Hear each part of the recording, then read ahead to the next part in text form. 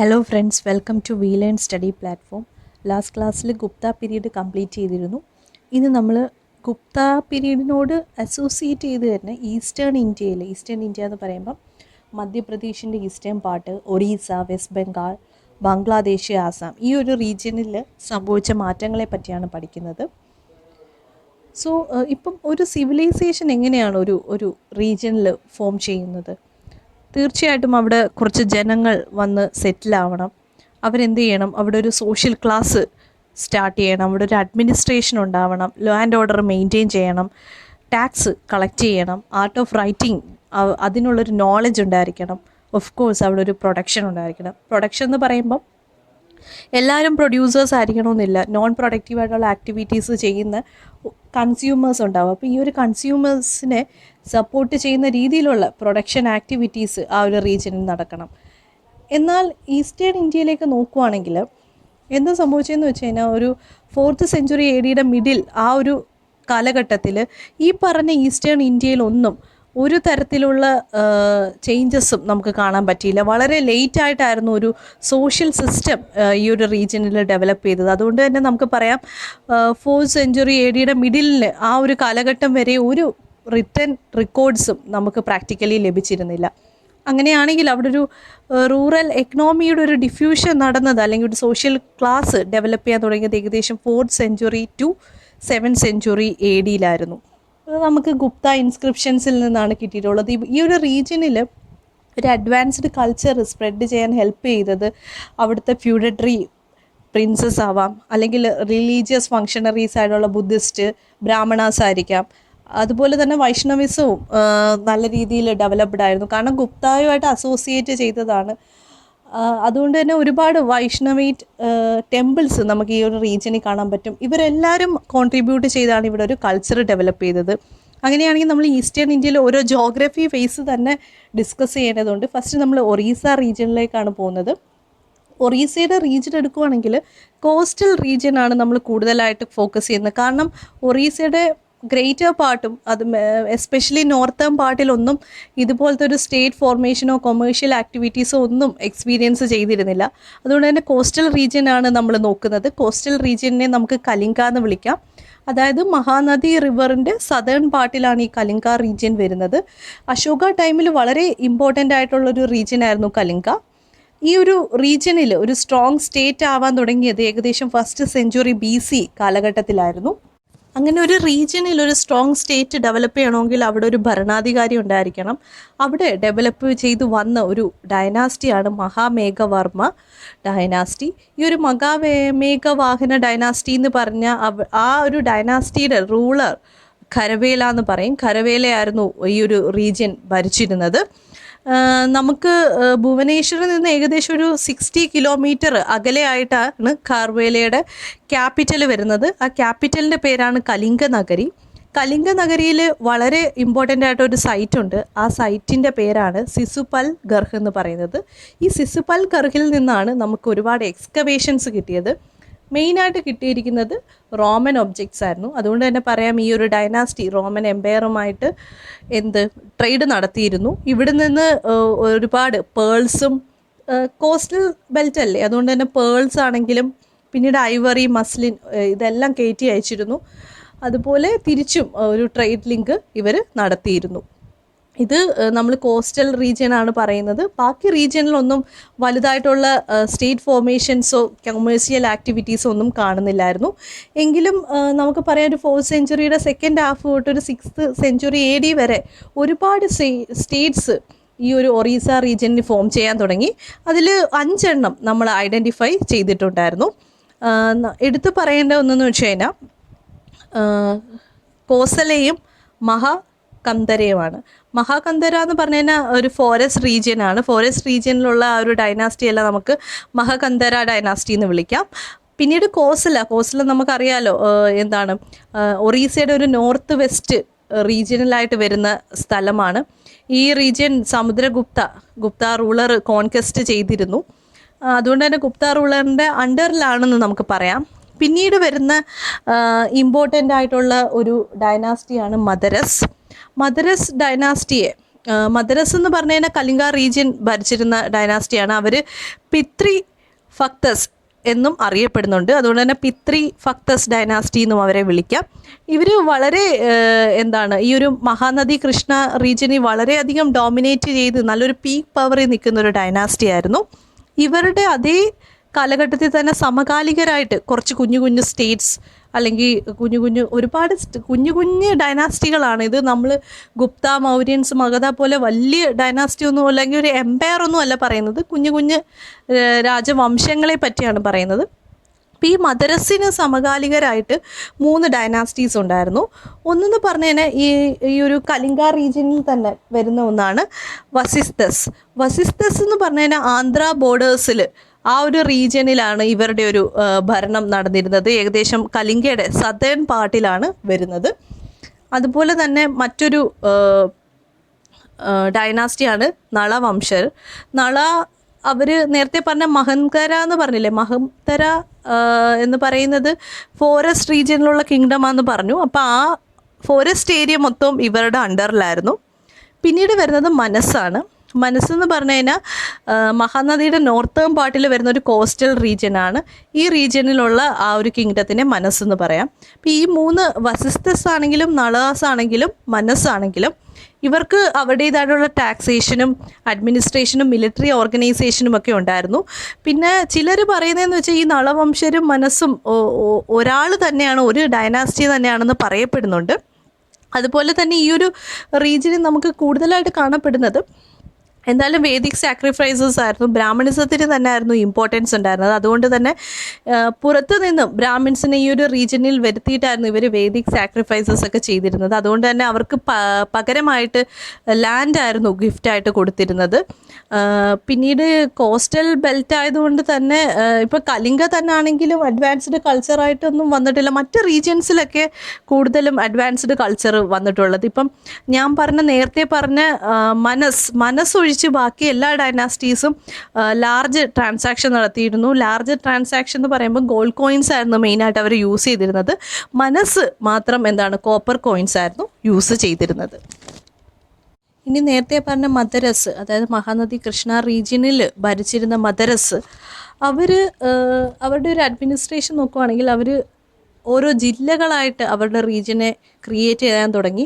അതിൽ റൂളിങ്ങിന് വേണ്ടി ഉപയോഗിച്ചിരുന്നത് മഹേന്ദ്ര മൗണ്ടെയ്ൻസിന് അടുത്തായിട്ട് വരുന്ന മഹേന്ദ്ര ബോഗ എന്ന് പറയുന്നതാണ്. ആ മഹേന്ദ്ര ബോഗ എന്ന് പറഞ്ഞ ഒരു ഡിസ്ട്രിക്റ്റാണ്. അതിനുശേഷം ഇവരുടെ അഡ്മിനിസ്ട്രേഷന് വേണ്ടിയുള്ള കാര്യങ്ങൾ സപ്ലൈ ചെയ്യാൻ വേണ്ടി ചില ഡിസ്ട്രിക്റ്റുകൾ അവർ നിയമിക്കപ്പെട്ടിരുന്നു. അപ്പം മോസ്റ്റ് ഇമ്പോർട്ടൻറ്റ് ഡിസ്ട്രിക്റ്റ് എന്ന് പറഞ്ഞു കഴിഞ്ഞാൽ, അതായത് ഇപ്പം ഈ ഒരു റൂളേഴ്സ് അല്ലെങ്കിൽ അഡ്മിനിസ്ട്രേറ്റേഴ്സിന് വേണ്ടിയുള്ള കാര്യങ്ങൾ, ഐവറീസ് ആണെങ്കിലും റൈസ് ഗ്രൂൾസ് ആണെങ്കിലും ഇതൊക്കെ ഇവർ സപ്ലൈ ചെയ്യണുണ്ട്. അപ്പോൾ അങ്ങനെ സപ്ലൈ ചെയ്യുന്ന ആ ഒരു റീജിയൻ അവരൊരു ഡിസ്ട്രിക്റ്റായിട്ട് തിരിച്ചു. ആ ഡിസ്ട്രിക്റ്റിനെ വിളിക്കുന്ന പേരാണ് ദന്തയ വകുബോഗ എന്ന് പറയുന്നത്. അപ്പോൾ ദന്തയ വകുബോഗ എന്ന് പറയുന്നത് ഒരു ബാക്ക്വേർഡ് ഏരിയ ആണെന്ന് പറയാം. അത്തരം ആ ഒരു എല്ലാ ഡിസ്ട്രിക്റ്റിനെയും, അതായത് അഡ്മിനിസ്ട്രേറ്റീവിന് വേണ്ടിയുള്ള എല്ലാ കാര്യങ്ങളും സപ്ലൈ ചെയ്യുന്ന ആ ഒരു ഡിസ്ട്രിക്റ്റുകളെ എല്ലാം വിളിക്കുന്നത് ദന്തയ വകുബോഗ എന്നും, അതുപോലെ മറ്റ് അവരുടെ ഒരു റൂളിന് വേണ്ടി അഡ്മിനിസ്ട്രേഷന് വേണ്ടിയുള്ള ഡിസ്ട്രിക്റ്റുകളെ വിളിക്കുന്ന പേര് മഹേന്ദ്ര ബോഗ എന്നും പറയും. അപ്പോൾ ഈ 2 റീജിയൻസ് നോക്കുവാണെങ്കിൽ ഒബിയസ്ലി സപ്ലൈ ചെയ്യുന്ന റീജിയൻസ് എന്തായിരിക്കും? ബാക്ക്വേർഡ് റീജിയൻസ് ആയിരിക്കും. ഇവിടെ മദ്രസിൻ്റെ മോസ്റ്റ് ഇമ്പോർട്ടൻറ്റ് ഫീച്ചറാണ് അഗ്രഹാരാസ് എന്ന് പറയുന്നത്. അതായത് ഇവർ വില്ലേജസിൽ നിന്ന് കളക്ട് ചെയ്യുന്ന, അതായത് ലാൻഡ് വഴി ലാൻഡിന് കരം പിരിക്കുമല്ലോ, ഈ ഇൻകം എല്ലാം എന്ത് ചെയ്യുമെന്ന് വെച്ച് കഴിഞ്ഞാൽ ഓരോ അഗ്രഹാരാസിൽ അവർ സൂക്ഷിക്കും. ഇത് ബ്രാഹ്മൺസിൻ്റെ റിലീജിയസ് ആക്ടിവിറ്റീസിനും എഡ്യൂക്കേഷണൽ ആക്ടിവിറ്റീസിനെയും സപ്പോർട്ട് ചെയ്യാനായിരുന്നു ഈ അഗ്രഹാരാസ് യൂസ് ചെയ്യുന്നത്. ചില അഗ്രഹാരാസ് ഡൈനാസ്റ്റിയിൽ ടാക്സ് പേ ചെയ്യും, മറ്റു ചിലർ ടാക്സ് ഫ്രീ ആയിട്ട് തന്നെ നിലനിന്നിരുന്നു. ഇനി ബ്രാഹ്മിൻസിന് ലാൻഡ് ഗിഫ്റ്റായിട്ട് കൊടുക്കുന്നു എന്ന് പറയുന്നുണ്ട്. പക്ഷേ അവർക്ക് കൊടുക്കുന്ന ലാൻഡൊക്കെ കുറച്ച് ജോഗ്രഫിക്കലി ഡിസഡ്വാൻറ്റേജ് ഉള്ള ലാൻഡുകളായിരുന്നു കൊടുത്തിരുന്നത്. ഫോറസ്റ്റ് എന്ന് പറയുമ്പോൾ അറിയാം, ഒരുപാട് വന്യമൃഗങ്ങളുള്ള റീജിയനാണ്. ഇതൊക്കെയാണ് അവർക്ക് കൊടുക്കുന്നത്. അതുപോലെ തന്നെ റെഡ് സോയിൽ ഏരിയാസ്, കൾട്ടിവേഷൻ അത്ര പോസിബിൾ അല്ല. ട്രൈബൽ റീജിയൻസ്, അതൊക്കെ മിക്കവാറും ട്രൈബൽസ് എല്ലാം സെറ്റിൽ ആവുന്നത് മൗണ്ടെയിൻസിലൊക്കെ ആയിരിക്കും. അപ്പോൾ ഇത്തരം അഡ്വാൻറ്റേജ് ഉള്ള റീജിയൻസ് ആയിരുന്നു ഈ ബ്രാഹ്മിൻസിനൊക്കെ കൊടുത്തിരുന്നത്. അതുകൊണ്ട് തന്നെ ഇവർ പുതിയൊരു ലാൻഡിലേക്ക് വരുവാണ്. അന്നേരം അവരെന്ത് ചെയ്യും, അവിടെ സർവൈവ് ചെയ്യാൻ വേണ്ടി ഒരുപാട് കാര്യങ്ങൾ പഠിക്കാൻ നോക്കും. അതുകൊണ്ട് തന്നെ ഈ ഒരു ഇത്തരം പുതിയ ഏരിയയിലേക്ക് സെറ്റിൽമെൻറ്റ് വന്നതോടുകൂടി പുതിയ കൾട്ടിവേഷനും പുതിയ അഗ്രികൾച്ചർ മെത്തേഡ്സും കുറച്ചും കൂടി ബെറ്റർ ആയിട്ടുള്ള മെത്തേഡ്സ് ഇൻട്രൊഡ്യൂസ് ചെയ്യാൻ സാധിച്ചു. അങ്ങനെയാണ് അവർക്ക് കാലാവസ്ഥയെ പറ്റിയുള്ള നോളജ് കിട്ടുന്നത്. അങ്ങനെ ഈ മദ്രസാണ് ഒരു വർഷത്തെ അവർ 3 യൂണിറ്റായിട്ട് ഡിവൈഡ് ചെയ്തു. ഓരോ യൂണിറ്റും 4 മാസങ്ങളായിട്ട് തരംതിരിച്ചു. അപ്പോൾ ഇവർ ടൈം കാൽക്കുലേറ്റ് ചെയ്യുന്നത് സീസൺസ് വെച്ചിട്ടാണ്. മെയിനായിട്ട് 3 സീസൺസ് യൂസ് ചെയ്തിട്ടായിരുന്നു അവർ ടൈം കാൽക്കുലേറ്റ് ചെയ്തത്. ഏകദേശം 5th സെഞ്ച്വറി ADയുടെ മിഡിലൊക്കെ ആയപ്പോഴേക്കും അവർ ഒരു വർഷത്തെ 12 ലൂണാർ മന്ത്സ് ആയിട്ട് തിരിച്ചു. ഇതൊക്കെ ഇവരുടെ അഗ്രികൾച്ചർ ഓപ്പറേഷൻസിനെ ഹെൽപ്പ് ചെയ്തു. ഇനി കോസ്റ്റൽ ഒറീസയിൽ കോൺസെൻട്രേറ്റ് ചെയ്ത മറ്റൊരു വംശമാണ് മനസ്സെന്ന് പറയുന്നത്.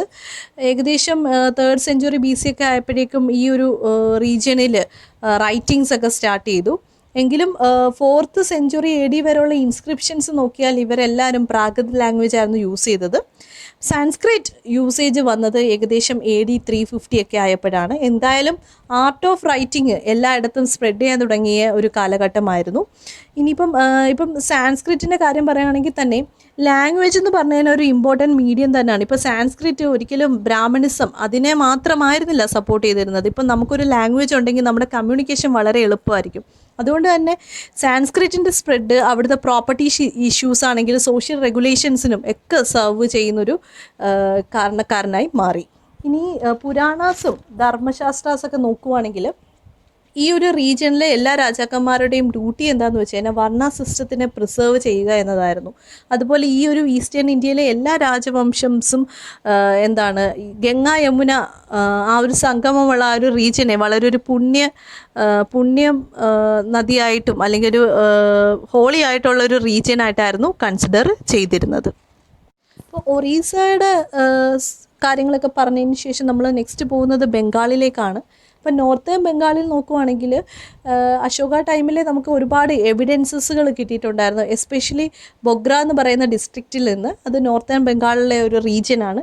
അവിടുത്തെ ഇൻസ്ക്രിപ്ഷൻസിൽ നിന്ന് നമുക്ക് ഒരുപാട് സെറ്റിൽമെൻറ്റും സ്റ്റോർ ഹൗസസ് ഒക്കെ കാണാൻ പറ്റുമെന്ന്. ഈ സ്റ്റോർ ഹൗസസിൻ്റെ ഉള്ളിൽ കോയിൻസും ഫുഡ് ഗ്രെയിൻസും ഒക്കെ കാണുന്നുണ്ടായിരുന്നു. അപ്പോൾ ഈ കോയിൻസൊക്കെ അവർ റിലീജിയസ് ആക്ടിവിറ്റീസിനാണ് യൂസ് ചെയ്തതെന്ന് മനസ്സിലാക്കാം. ബുദ്ധിസ്റ്റ് മങ്സിന് വേണ്ടിയാണ് മെയിനായിട്ട് അവർ യൂസ് ചെയ്തിരുന്നത്. ഇപ്പോൾ ഫുഡ് ഗ്രെയിൻസ് കളക്ട് ചെയ്ത് ഒരു സ്റ്റോർ ഹൗസിൽ വെച്ചിട്ടുണ്ടെന്ന് നമുക്ക് മനസ്സിലായല്ലോ. അപ്പോൾ അതെന്താണ് ഇൻഡിക്കേറ്റ് ചെയ്യുന്നത്? അവിടെ എന്തായാലും ഫുഡ് ഗ്രെയിൻസ് വേണമെങ്കിൽ അവിടെ ഒരു ലോക്കൽ പെസൻസ് ഉണ്ടായിരിക്കണം. അപ്പോൾ ഈ ഫാമേഴ്സിൽ നിന്ന് തന്നെ ആയിരിക്കും അവർ കളക്ട് ചെയ്തേക്കുന്നത്. അതുപോലെ തന്നെ ഈ ഒരു ഫുഡ് ഗ്രെയിൻസ് ആയിട്ടായിരുന്നു ഇവർ ടാക്സ് ഫാമേഴ്സിൽ നിന്ന് കളക്ട് ചെയ്തിട്ട് സ്റ്റോർ ഹൗസിൽ കൊണ്ടുവെക്കുന്നതെന്ന് മനസ്സിലാക്കാം. അതുപോലെ തന്നെ ബുദ്ധിസ്റ്റ് മങ്സിനെ പറ്റി പറയുന്നത് കൊണ്ട് തന്നെ ബുദ്ധിസം തന്നെയാണ് ആ ഒരു റീജിയനിലുള്ളത്. ഇൻസ്ക്രിപ്ഷൻസ് എല്ലാം പ്രാകൃത് ലാംഗ്വേജിലായതുകൊണ്ട് തന്നെ അവിടുത്തെ ജനങ്ങൾക്ക് ബുദ്ധിസത്തെ പറ്റിയും പ്രാകൃത് ലാംഗ്വേജിനെ പറ്റിയും വ്യക്തമായ ധാരണയുണ്ടെന്ന് മനസ്സിലാക്കാൻ പറ്റും. ഇനി ബംഗാളിൻ്റെ സദേൺ റീജിയനിലേക്ക് പോവുകയാണെങ്കിൽ കോസ്റ്റൽ ബെൽറ്റാണ്. അവിടുത്തെ എക്സ്കവേഷൻസ് ഒക്കെ നോക്കുവാണെങ്കിൽ ഏകദേശം 2nd സെഞ്ച്വറി BCയിലൊക്കെ അവർ ബ്രാഹ്മി സ്ക്രിപ്റ്റ് യൂസ് ചെയ്തിരുന്നു എന്ന് മനസ്സിലാക്കാം. പക്ഷേ ഈ ഒരു ബംഗാൾ റീജിയനിലെ കൂടുതൽ ഭാഗങ്ങളിൽ ഉള്ള കാര്യങ്ങളോ എന്തൊക്കെയാണ് അവിടെ നടന്നിരുന്നതെന്നുള്ളതിൻ്റെ വ്യക്തമായ ധാരണകളോ ഐഡിയാസോ ഒന്നും നമുക്ക് ലഭിച്ചിരുന്നില്ല. എങ്കിലും നമുക്ക് എക്സ്കവേഷനിൽ അവ്യക്തമായിട്ട് കിട്ടിയിട്ടുള്ള ഒരു കാര്യം എന്ന് വെച്ചാൽ ഒരു 4th സെഞ്ച്വറി AD ഒക്കെ അതിൻ്റെ ഒരു മിഡിലൊക്കെ ആയപ്പോഴേക്കും ദാമോദര എന്ന് പറയുന്ന ഡിസ്ട്രിക്റ്റ് ഉണ്ട് ബംഗാളിൽ. ഈ റീജിയനിൽ എന്തായാലും ഒരു ഡൈനാസ്റ്റി ഉണ്ടായിരുന്നു. ആ ഡൈനാസ്റ്റി ഏതാണെന്ന് നമുക്കറിയില്ല. പക്ഷേ അവിടുത്തെ രാജാക്കന്മാർ മഹാരാജ എന്ന് പറഞ്ഞ ടൈറ്റിലായിരുന്നു യൂസ് ചെയ്തിരുന്നതെന്ന് മനസ്സിലാക്കാം. അതുപോലെ അവർ ലോർഡ് വിഷ്ണുവിനെ ആയിരുന്നു വർഷിപ്പ് ചെയ്തതെന്നുള്ള കുറച്ച് അവ്യക്തമായ എവിഡൻസസുകൾ നമുക്ക് ലഭിച്ചിരുന്നു. ഇനി എന്തായാലും നമ്മൾ ബംഗാൾ റീജിയനിലാണ് നിൽക്കുന്നത്. അതായത് ബംഗ്ലാദേശും കവർ ചെയ്യുന്നൊരു റീജിയനാണ്. അതുകൊണ്ട് തന്നെ ഗംഗ ബ്രഹ്മപുത്ര ഈ 2 നദികളുടെ സംഗമമുള്ളൊരു റീജിയനാണ്. അപ്പോൾ ആ റീജിയനിലേക്ക് പോവുകയാണെങ്കിൽ ശരിക്കും ഗംഗ ബ്രഹ്മപുത്ര സംഗമിക്കുന്ന റീജിയൻ എന്ന് പറയുമ്പോൾ ബംഗ്ലാദേശ് ഉൾപ്പെടും. അപ്പോൾ ആ ഒരു റീജിയൻ എന്ന് പറഞ്ഞു കഴിഞ്ഞാൽ വളരെ ഫെർട്ടൈലായിട്ടുള്ളൊരു റീജിയനാണ്. അതുകൊണ്ട് തന്നെ അവിടുത്തെ സെറ്റിൽമെൻറ്റ് വളരെ കൂടുതലായിരിക്കും. അതുപോലെ ഇവിടുത്തെ ജനങ്ങൾക്ക് ആ ഒരു റിവർ തന്നെ കുറേ ഗിഫ്റ്റ് കൊടുത്തിട്ടുണ്ട്. ഫെർട്ടൈലായിട്ടുള്ള ലാൻഡും കാര്യങ്ങളും ആയതുകൊണ്ട് തന്നെ അധികം ബുദ്ധിമുട്ടില്ലാത്തൊരു റീജിയൻ ആയിരുന്നു. അതുകൊണ്ട് തന്നെ നല്ല രീതിയിൽ എഡ്യൂക്കേറ്റഡ് ആയിട്ടുള്ള സാൻസ്ക്രിറ്റ് എഡ്യൂക്കേറ്റഡ് ആയിട്ടുള്ള ഒരു റീജിയൻ ആയിരുന്നു ഈ ഗംഗ ബ്രഹ്മപുത്രയുടെ ആ ഒരു ഡൊയാബ് വരുന്നത്. ഇനി AD 550 ഒക്കെ ആയപ്പോഴേക്കും ഈ ഗംഗ ബ്രഹ്മപുത്ര റീജിയനിൽ ഗുപ്താസ് എന്ത് ചെയ്തു, ഗവർണേഴ്സിനെ അപ്പോയിൻറ്റ് ചെയ്തിരുന്നു. അപ്പോൾ ഈ ഒരു AD 550 ഒക്കെ കഴിഞ്ഞതിന് ശേഷം ഈ ഗവർണേഴ്സ് എന്ത് ചെയ്തു എന്ന് വെച്ചാൽ അവർ ഇൻഡിപെൻഡൻ്റ് ആവാൻ തുടങ്ങി. അങ്ങനെ ഇൻഡിപെൻഡൻ്റ് ആകുമ്പം ഉറപ്പായിട്ടും അവിടെ ഒരു ഡൈനാസ്റ്റി വരും. ആ ഒരു കുഞ്ഞ് വംശത്തിനെ വിളിക്കുന്ന പേരാണ് റൂളേഴ്സ് ഓഫ് കാംരൂപ. അപ്പോൾ റൂളേഴ്സ് ഓഫ് കാംരൂപ എന്ന് പറഞ്ഞു കഴിഞ്ഞാൽ ആസാം റീജിയനിലെ ആദ്യത്തെ ആ ഒരു ഹിസ്റ്ററിയിലെ തന്നെ ഫസ്റ്റ് കിങ്ഡമാണ് ഈ റൂളേഴ്സ് ഓഫ് കാംരൂപ എന്ന് പറയുന്നത്. നമുക്ക് അവരെ ടിബറ്റൻ എംപയറുമായിട്ട് റെഫർ ചെയ്യാം. എങ്കിലും ഈ ഒരു റൂളേഴ്സിനെ സമാനത മഹാരാജാസും എന്നും അറിയപ്പെടുന്നുണ്ട്. അപ്പം ഒരു AD 600 ഒക്കെ ആയപ്പോഴേക്കും ഈ ഏരിയ പിന്നീട് ഗൗദ എന്നുള്ള പേരിലായിരുന്നു അറിയപ്പെടുന്നത്. ഈ ഗൗദ AD 600 ആയപ്പോൾ ഈ ഗൗദ എന്ന് പറയുന്ന ഈ റീജിയൻ ഒരു ഇൻഡിപെൻഡൻറ്റ് സ്റ്റേറ്റ് ആയിട്ട് മാറി. ആ സ്റ്റേറ്റ് ഭരിച്ചിരുന്നത് സസൻക എന്ന് പറയുന്ന രാജാവായിരുന്നു. സസൻക രാജാവിൻ്റെ ഇമ്പോർട്ടൻസ് എന്താണെന്ന് വെച്ച് കഴിഞ്ഞാൽ, നമ്മളിപ്പം ഗുപ്ത പീരീഡുമായിട്ട് അസോസിയേറ്റ് ചെയ്ത് ഈസ്റ്റേൺ ഇന്ത്യയിൽ നടക്കുന്ന കാര്യങ്ങളെ പറ്റിയാണ് പറയുന്നത്. അതുകൊണ്ട് തന്നെ ഗുപ്തയുടെ ഡിക്ലൈനിന് ശേഷം ഒരു എംപയർ ഡിക്ലൈൻ ആയി കഴിഞ്ഞാൽ ഉറപ്പായിട്ടും എന്ത് ചെയ്യും, അടുത്തൊരു കാലഘട്ടം വരും ഇല്ലേ, പുതിയ, അതായത് പോസ്റ്റ് ഗുപ്ത പീരീഡിലേക്കായിരിക്കും നമ്മൾ ഇനി പോകുന്നത്. അപ്പോൾ പോസ്റ്റ് ഗുപ്ത പീരീഡിലെ ഏറ്റവും ഇമ്പോർട്ടൻ്റ് ആയിട്ടുള്ള വ്യക്തിയാണ് ഹർഷവർദ്ധന. അപ്പം ഹർഷയുടെ ഏറ്റവും വലിയ ഒപ്പോണൻ്റ് ആയിരുന്നു ഈ സസൻക എന്ന് പറയുന്ന രാജാവ്. ഇനി ഇവിടുത്തെ മറ്റൊരു മാറ്റത്തെപ്പറ്റി പറഞ്ഞാൽ ഏകദേശം AD 432 ആ ഒരു കാലഘട്ടത്തിൽ എത്തുമ്പം ഒരുപാട് ഭൂമി വിൽപ്പനകൾ നടത്തിയിട്ടുണ്ട്. അതിൻ്റെ ഡോക്യുമെൻറ്റ്സ് ഒക്കെ നമുക്ക് ഒരുപാട് ലഭിച്ചിട്ടുണ്ടായിരുന്നു. മെയിനായിട്ട് നോർത്തേൺ ബംഗാളിൽ വരുന്നൊരു ഇമ്പോർട്ടൻറ്റ് സൈറ്റാണ് പുംദ്രവർദ്ധന ഭുക്തി എന്ന് പറയുന്ന സൈറ്റ്. ഈ സ്ഥലത്ത് നിന്നാണ് ഒരുപാട് കോപ്പർ പ്ലേറ്റ്സിൽ ഇതേപ്പറ്റിയുള്ള ഡീറ്റെയിൽസ് നമുക്ക് കിട്ടിയിട്ടുണ്ടായിരുന്നു. അതുകൊണ്ട് തന്നെ ലാൻഡ് പർച്ചേസ് ചെയ്യുന്നത് കോപ്പർ കോയിൻസ് കൊടുത്തിട്ടായിരുന്നു, ഗോൾഡ് കോയിൻസ് കൊടുത്തിട്ടായിരുന്നു. ഈ ഗോൾഡ് കോയിൻസിനെ ദിനര എന്നായിരുന്നു വിളിച്ചിരുന്നത്. അപ്പം ആര് ഗോൾഡ് കോയിൻസ് കൊടുക്കുന്നു, അതൊരു ഇൻഡിവിജ്വൽ ആണെങ്കിൽ തന്നെ ഗോൾഡ് കോയിൻസ് കൊടുത്തു കഴിഞ്ഞാൽ നമുക്ക് എന്ത് കിട്ടും, ലാൻഡ് കിട്ടും. ചില ലാൻഡുകൾ റിലീജിയസ് ആക്ടിവിറ്റീസിന് വേണ്ടി കൊടുത്തിരുന്നു. അത്തരം റീജിയൻസൊക്കെ ടാക്സ് ഫ്രീ ആയതുകൊണ്ട് തന്നെ ഈ ഒരു ബുദ്ധിസ്റ്റിനാണെങ്കിലും ബ്രാഹ്മിൻസിന് കൊടുക്കുന്ന ലാൻഡുകൾ ജോഗ്രഫിക്കലി ഒരുപാട് കുറവുകളുള്ള പ്രദേശങ്ങളായിരുന്നു. അതായത് വേസ്റ്റ് ലാൻഡ്, വാട്ടർ ലോക്ക്ഡ് ആയിട്ടുള്ള പ്ലേസ്, ഫോറസ്റ്റ്, മൗണ്ടെയിൻ റീജിയൻ, ഇത്തരം റീജിയൻസൊക്കെ ആയിരുന്നു കൊടുത്തിരുന്നത്. പക്ഷേ ഇപ്പോൾ ഈ ഒരു ലാൻഡ് സ്കെയിൽ ഇൻഡിക്കേറ്റ് ചെയ്യുന്നത് എന്താണ്, ഒരുപാട് സോഷ്യൽ ഗ്രൂപ്പുകൾ അവിടെ ഉണ്ടായിരുന്നു എന്ന് മനസ്സിലാക്കാം. കാരണം ഓരോ ആൾക്കാർ ഭൂമി വാങ്ങി ഓരോരോ ഗ്രൂപ്പുകൾ ആയി മാറാൻ കാരണമാവും അല്ലേ. പക്ഷേ അത് മാത്രമായിരുന്നില്ല സംഭവം എന്ന് വെച്ച് കഴിഞ്ഞാൽ, ഇപ്പം റിലീജിയസ് ആയിട്ട് കൊടുക്കുന്ന ഇപ്പം ജോഗ്രഫിക്കലി ഒരുപാട് കുറവുകളുള്ള പ്രദേശങ്ങളിൽ വരുമ്പോൾ തീർച്ചയായും അവരെന്ത് ചെയ്യും, ആ റീജിയനെ സർവൈവ് ചെയ്യാനായിട്ട് ഒരുപാട് മാർഗ്ഗങ്ങൾ സ്വീകരിക്കും.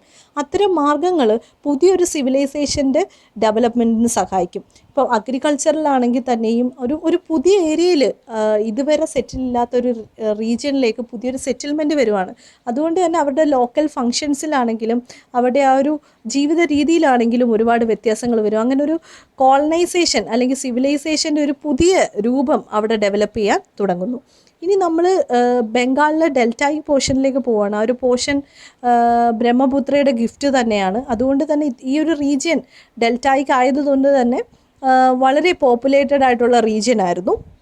അപ്പം ഈ ഒരു റീജിയനിൽ ഗുപ്ത റൂളേഴ്സ് അട്രാക്റ്റഡ് ആയിരുന്നു. ഇപ്പോൾ സമുദ്രഗുപ്തയുടെ അനുവാദത്തോടു കൂടി അവിടെ ഒരു കിങ്ഡം നിലനിന്നിരുന്നു. അതിനെ സമതദ് കിങ്ഡം എന്നാണ് വിളിക്കുന്നത്.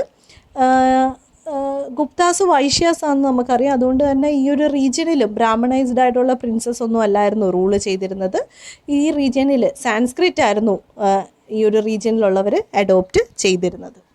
ഇനി ഈ ഒരു ഈസ്റ്റേൺ ഇന്ത്യയിൽ ബംഗ്ലാദേശ് ഉൾപ്പെടുന്നത് കൊണ്ട് തന്നെ ബംഗ്ലാദേശിൻ്റെ ക്യാപിറ്റലായ ധാക്ക റീജിയനിലെ കുറച്ച് കാര്യങ്ങളെ പറ്റിയാണ് ഇനി പറയുന്നത്. ധാക്ക റീജിയനിലും അഗ്രഹാരാസ് ഉണ്ടായിരുന്നു. ഈ റീജിയനിൽ ഒറീസ റൂളേഴ്സ് തന്നെയായിരുന്നു ഭരിച്ചിരുന്നത്. അതുകൊണ്ട് തന്നെ സാൻസ്ക്രിറ്റ് സ്പ്രെഡ് ചെയ്തിരുന്നു. നല്ല രീതിയിൽ കൾട്ടിവേഷനും റൂറൽ സെറ്റിൽമെൻറ്റും ഒക്കെ ഉള്ള ഒരു റീജിയൻ തന്നെ ആയിരുന്നു.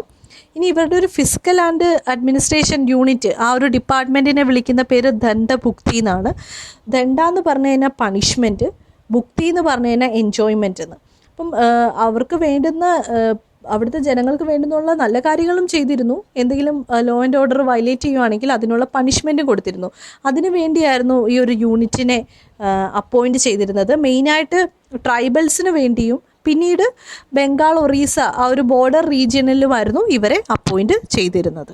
ഈ ഒരു കാലഘട്ടത്തിലെ ഒരു മേജർ സോഷ്യൽ ഡെവലപ്മെൻറ്റ് എന്ന് പറയുന്നത് ലാൻഡ് ഗ്രാൻസ് തന്നെയായിരുന്നു. ഇപ്പം ആദ്യമൊക്കെ എന്താണ് ഈ ഒരു ലാൻഡ് ഗ്രാൻസ് ഒക്കെ നടത്തിയിരുന്നത് ആരാണ്? ട്രൈബ് എന്ന് പറഞ്ഞാൽ കമ്മ്യൂണിറ്റിയാണ് അല്ലേ. ഒരു ട്രൈബ് എന്ന് പറഞ്ഞാൽ കമ്മ്യൂണിറ്റി എന്ന് വിളിക്കുക. അപ്പോൾ ഈ ഒരു കമ്മ്യൂണിറ്റിയുടെ കയ്യിലേ എന്തുള്ളൂ? ലാൻഡുള്ളൂ. അപ്പം ഈ ഒരു ലാൻഡ് എന്താണ് സെയിലും കാര്യങ്ങളും എല്ലാം റിലേറ്റ് ചെയ്യുന്നത് ഈ ട്രൈബിൻ്റെ കയ്യിലായിരുന്നു. പക്ഷേ ഇപ്പോൾ എന്താണെന്ന് വെച്ച് കഴിഞ്ഞാൽ ആരുടെ കയ്യിൽ ഗോൾഡ് കോയിൻസ് ഉണ്ടോ അവർക്ക് എന്ത് ചെയ്യാം? ലാൻഡ് സ്വന്തമാക്കാൻ പറ്റും. അതായത് ഇപ്പം ലാൻഡ് ഇൻഡിവിജ്വൽസിൻ്റെ കയ്യിലായിട്ട് മാറാൻ തുടങ്ങി. സോ ഒന്ന് ചിന്തിച്ച് നോക്കിയാൽ ഈ സെയിലും പർച്ചേസും ഒക്കെ ആരുടെ കൺട്രോളിലാവാൻ തുടങ്ങി? ലോക്കൽ കമ്മ്യൂണിറ്റിയുടെ കയ്യിലാവാൻ തുടങ്ങി. അതായത് ഇപ്പം ആർട്ടിസൻസ് ആണെങ്കിലും മെർച്ചൻസ് ആണെങ്കിലും രാജാവിൻ്റെ ലോക്കൽ ഏജൻസ് ആയിട്ട് മാറാൻ തുടങ്ങി. ഇപ്പം ഈ ഒരു മുമ്പൊക്കെ ആണെങ്കിൽ ഒരു ലാൻഡ് സെയിൽ ചെയ്യണമെങ്കിൽ ഒരു വില്ലേജിലുള്ള ഓർഡിനറി കൾട്ടിവേറ്റേഴ്സിൻ്റെ കൺസൾട്ടേഷനൊക്കെ വേണമായിരുന്നു. ഇപ്പം എന്താണ്? അതൊരു ഇൻഡിവിജ്വൽസിൻ്റെ കയ്യിലേക്ക് ആവാൻ തുടങ്ങി. അതായത് ഇൻഡിവിജ്വൽ ഫാമിലീസിൻ്റെ ഡെവലപ്മെൻറ്റായി. മുമ്പൊക്കെ നമ്മൾ സിവിലൈസേഷൻ പറയുമ്പോൾ ഇൻഡസ് വാലി സിവിലൈസേഷൻ ഒരു ഗ്രൂപ്പിനെയാണ് പറയുന്നത്, അല്ലാതെ ഓരോ വീട്ടുപേരും കാര്യങ്ങളും ഒന്നുമല്ല. പക്ഷേ ഇപ്പം എന്താണ്? ഇൻഡിവിജ്വൽ ഫാമിലീസിൻ്റെ ഡെവലപ്മെൻറ്റ് ഉണ്ടായത് ഈ ഒരു കാലഘട്ടത്തിലാണെന്ന് പറയാം. നെക്സ്റ്റ് നമ്മൾ ആസാമിലോട്ടാണ് പോകുന്നത്. ആസാമിൽ അവിടുത്തെ ഫസ്റ്റ് റൂളേഴ്സ് എന്ന് പറഞ്ഞു കഴിഞ്ഞാൽ റൂളേഴ്സ് ഓഫ് കാംരൂപാണ്. അവർ ബ്രഹ്മപുത്ര ബേസിനിലായിരുന്നു ആദ്യം സെറ്റിൽ ചെയ്തത്, അതിൻ്റെ ഒരു ഈസ്റ്റേൺ പാർട്ടിൽ. പിന്നീട് ഒരു 7th century AD ആയപ്പോഴേക്കും അവർ വെസ്റ്റേൺ റീജിയനിലേക്ക് എക്സ്റ്റെൻഡ് ചെയ്യാൻ തുടങ്ങി. നമുക്ക് മെയിനായിട്ട് ഇവിടുത്തെ റീജിയനിലെ കാര്യങ്ങളൊക്കെ എന്താണ്, എല്ലാ ഈസ്റ്റേൺ ഇന്ത്യയിലും ഒരേ മാറ്റങ്ങൾ തന്നെയാണ് വരുന്നത്. എങ്കിലും ഇവിടെ ഹുവാങ്സാങ്, ചൈനീസ് ട്രാവലറായിട്ടുള്ള ഹുവാൻസാങ് ഈ റീജിയനിൽ വിസിറ്റ് ചെയ്തിരുന്നു. അദ്ദേഹം പറഞ്ഞത് ഈ ഒരു റീജിയനിൽ ബുദ്ധിസം നല്ല രീതിയിൽ പ്രൊമോട്ട് ചെയ്തിരുന്ന ഒരു റീജിയനായിരുന്നു എന്നാണ് പറഞ്ഞത്. അതുപോലെ തന്നെ ഗുവാഹട്ടിയിൽ നിന്ന് നമുക്ക് ഒരുപാട് എക്സ്കവേഷൻസ് കിട്ടിയിട്ടുണ്ടായിരുന്നു. അപ്പോൾ ഇവിടെ 2 റൂളേഴ്സ് ഉണ്ടായിരുന്നു. ഒന്ന് കാംരൂപാണ്. കാംരൂപും ആസാം റീജിയനിലൊക്കെ ആയിരുന്നു ഭരിച്ചിരുന്നത്. ഞാൻ പറഞ്ഞില്ലേ, ബ്രഹ്മപുത്ര ബേസിനിലെ ആ ഒരു ഈസ്റ്റ് വെസ്റ്റ് റീജിയനിലൊക്കെ ആയിരുന്നു അവർ കോൺസെൻട്രേറ്റ് ചെയ്തത്. മറ്റൊരു റൂളേഴ്സാണ് ദവക ആസാമിലെ നോവ്ഗോങ് ഡിസ്ട്രിക്റ്റിലായിരുന്നു ഭരിച്ചിരുന്നത്. ഇവിടുത്തെ ഒരു കാംരൂപ് കിങ്സ് എല്ലാം യൂസ് ചെയ്തിരുന്ന ടൈറ്റിൽ വർമ്മ എന്ന് പറഞ്ഞ ടൈറ്റിലായിരുന്നു അവർ യൂസ് ചെയ്തിരുന്നത്. 7th century ഈ ഒരു കാംരൂപ് റീജിയൻ സ്റ്റേറ്റ് ഹെഡായിട്ട് ഭരിച്ചിരുന്നത് ഫസ്കര വർമ്മ എന്ന് പറയുന്ന വ്യക്തിയായിരുന്നു. ഈ ഒരു റീജിയനിൽ എല്ലാ ഈസ്റ്റേൺ ഇന്ത്യയും പോലെ തന്നെ ആർട്ട് ഓഫ് റൈറ്റിങ്സ് ആണെങ്കിലും സാൻസ്ക്രിറ്റ് ആണെങ്കിലും ബുദ്ധിസവും എല്ലാം തന്നെ ഡെവലപ്പ് ചെയ്തിരുന്ന ഒരു റീജിയനായിരുന്നു. സോ ഒരു വ്യത്യസ്തമായൊരു സിവിലൈസേഷൻ ഡെവലപ്പ് ചെയ്യാൻ തുടങ്ങി. നേരത്തെ പറഞ്ഞ കണക്ക് ഇൻഡിവിജ്വൽ ഫാമിലീസിൻ്റെ ഡെവലപ്മെൻറ്റ് വന്നു. അതുപോലെ തന്നെ പ്രൈവറ്റ് പ്രോപ്പർട്ടീസ് കൂടാൻ തുടങ്ങി. എങ്കിലും മെയിനായിട്ട് എടുത്തു പറയേണ്ട കാര്യം, ഞാൻ പറഞ്ഞു ചില റീജിയൻസൊക്കെ ആയിരുന്നു ഇൻഡിപെൻഡൻറ്റ്. മറ്റ് റീജിയൻസ് എന്ന് പറയുമ്പം നോർത്തേൺ ബംഗാൾ ആണെങ്കിലും ഒറീസയുടെ നോർത്ത് വെസ്റ്റേൺ റീജിയൻ ആണെങ്കിലും അതെല്ലാം ഗുപ്താസിൻ്റെ അണ്ടറിൽ തന്നെ ആയിരുന്നു. ബാക്കി റീജിയൻസ് എല്ലാം ഗുപ്താസുമായിട്ട് അസോസിയേറ്റഡ് ആയിരുന്നു. കാരണം ഈ റീജിയൻസിൽ നിന്ന് കുറേ രാജാക്കന്മാർ എന്ത് ചെയ്തു, ഗുപ്താസിന് ട്രിബ്യൂട്ട് കൊടുത്തിട്ടായിരുന്നു അവിടെ നിലനിന്നിരുന്നത്. എങ്കിലും ഗുപ്താസുമായിട്ടുള്ള കൾച്ചറൽ കോണ്ടാക്ട്സ് ആണ് ഇവിടെ നല്ലൊരു സിവിലൈസേഷൻ ഡെവലപ്പ് ചെയ്യാൻ സഹായിച്ചത്. അതുകൊണ്ട് തന്നെ നമുക്ക് പറയാം, ഈ ഫ്യൂഡൽസ് ആണെങ്കിലും ബ്രാഹ്മിൻസ് ആണെങ്കിലും ബുദ്ധിസ്റ്റ് ആണെങ്കിലും കുഞ്ഞു കുഞ്ഞു ഡൈനാസ്റ്റീസ് ആണെങ്കിലും എല്ലാവരും എന്ത് ചെയ്തു, ഒരു അഡ്വാൻസ്ഡ് ആയിട്ടുള്ള ഫുഡ് പ്രൊഡ്യൂസിങ് എക്കണോമി ഈ ഒരു റീജിയനിൽ ഡെവലപ്പ് ചെയ്യാൻ സഹായിച്ചു. എങ്കിലും നമ്മളിപ്പോൾ പഠിച്ചിരുന്ന ഈ ഒരു ഹിസ്റ്ററി പഠിച്ചു വരുന്ന ഒരു ഓരോ സ്റ്റെപ്പായിട്ട് നോക്കുവാണെങ്കിൽ തന്നെ ഈ ഈസ്റ്റേൺ ഇന്ത്യയിലെ ഒരു സ്പെഷ്യാലിറ്റി എന്ന് വെച്ച് കഴിഞ്ഞാൽ ഒരു സെൻട്രൽ പവർ ഇവിടെ ഇല്ല എന്നുള്ളത് തന്നെയാണ്. അതായത് നമ്മളിപ്പം മൗര്യൻസ് പറഞ്ഞു, ഗുപ്താസ് പറഞ്ഞു, അവിടെ ഒരു വലിയൊരു ടെറിട്ടറി ഭരിക്കുന്ന ഒരു എംപറർ ഉണ്ടായിരുന്നു. പക്ഷേ ഇവിടെ എന്താണ്, കുഞ്ഞു കുഞ്ഞു കിങ്ഡംസും സ്കാറ്റേർഡ് ആയിട്ടുള്ളൊരു റീജിയൻ ആയിരുന്നു. എങ്കിലും നല്ല രീതിയിലുള്ളൊരു കൾച്ചറൽ എവല്യൂഷൻ ഈ ഒരു റീജിയനെ ഡെവലപ്പ് ചെയ്യാൻ തുടങ്ങി. അതുകൊണ്ട് തന്നെ ഗുപ്താസ് ഡിക്ലൈൻ ചെയ്തതോടുകൂടി ഔട്ട്ലൈയിങ് ആയിട്ടുള്ള റീജിയൻസിലെല്ലാം ഉള്ള ഔട്ട്ലൈയിങ് എന്ന് പറയുമ്പോൾ എസ്പെഷ്യലി ട്രൈബൽ ചീഫ്സൊക്കെ എന്ത് ചെയ്തു, റൂൾ ചെയ്യുന്ന കുഞ്ഞു റീജിയൻസ് ഡെവലപ്പ് ചെയ്യാൻ തുടങ്ങി. അങ്ങനെ ഒരു വലിയൊരു മാറ്റത്തിൻ്റെ ഫേസിലേക്ക് നമ്മുടെ ഹിസ്റ്ററി മൂവ് ചെയ്യാൻ പോവുകയാണ്. ആ ഒരു ഫേസിനെ നമുക്ക് പോസ്റ്റ് ഗുപ്ത പീരീഡ് എന്ന് വിളിക്കാം. പോസ്റ്റ് ഗുപ്ത പീരീഡാണ് നമ്മളിപ്പം എന്താണ് നമ്മൾ ഹിസ്റ്ററി സ്റ്റാർട്ട് ചെയ്തപ്പം പറഞ്ഞു, നമ്മൾ സിലബസ് തന്നെ പറയുമ്പോൾ പറഞ്ഞു ഹിസ്റ്റോറിക് പീരീഡാണ് സ്റ്റാർട്ട് ചെയ്തത്. ഹിസ്റ്റോറിക് പീരീഡിനെ ഏൻഷ്യൻ്റ് ഹിസ്റ്ററി എന്നാണ്, ancient history, medieval history, modern history എന്ന് നമ്മൾ ഡിവൈഡ് ചെയ്തിട്ടുണ്ടായിരുന്നു. അപ്പോൾ നമ്മളിപ്പം ഇത്രയും പറഞ്ഞത് ഏൻഷ്യൻ്റ് ഹിസ്റ്ററിയെ പറ്റിയാണ് പഠിച്ചുകൊണ്ടിരിക്കുന്നത്. അപ്പോൾ ഏൻഷ്യൻ്റ് ഹിസ്റ്ററിയുടെ ലാസ്റ്റ് ഫേസാണ് പോസ്റ്റ് ഗുപ്ത പീരീഡ്. ഇതിനുശേഷം ഏൻഷ്യൻറ്റിൽ നിന്ന് നമ്മൾ മിഡിവൽ ഹിസ്റ്ററിയിലേക്ക് അടുത്ത സെക്ഷനിലേക്കാണ് പോകുന്നത്. അപ്പം മിഡിവൽ ഹിസ്റ്ററി എന്ന് പറയുമ്പോൾ മുഗൾസും ഡൽഹി സൽത്താനേറ്റൊക്കെയാണ് വരുന്നത്. അപ്പം ഇവർക്ക് തൊട്ട് മുമ്പുള്ള പീരീഡാണ് പോസ്റ്റ് ഗുപ്ത പീരീഡ്. അതുകൊണ്ട് മിഡിവൽ ഹിസ്റ്ററിൻ്റെ തൊട്ട് മുമ്പുള്ള പീരീഡ് ആയതുകൊണ്ട് തന്നെ പോസ്റ്റ് ഗുപ്ത പീരീഡിനെ പ്രീ മിഡിവൽ ഹിസ്റ്ററി എന്ന് വിളിക്കും. അപ്പോൾ നെക്സ്റ്റ് ക്ലാസ്സിൽ നമ്മൾ പോസ്റ്റ് ഗുപ്ത പീരീഡാണ് സ്റ്റാർട്ട് ചെയ്യുന്നത്. ക്ലാസ്സുകൾ ഇഷ്ടമായെന്ന് വിശ്വസിക്കുന്നു. ക്ലാസ്സുകൾ ഇഷ്ടമായെങ്കിൽ ലൈക്ക് ചെയ്യുക, സബ്സ്ക്രൈബ് ചെയ്യുക, മാക്സിമം ഷെയർ ചെയ്യുക. Thank you for watching.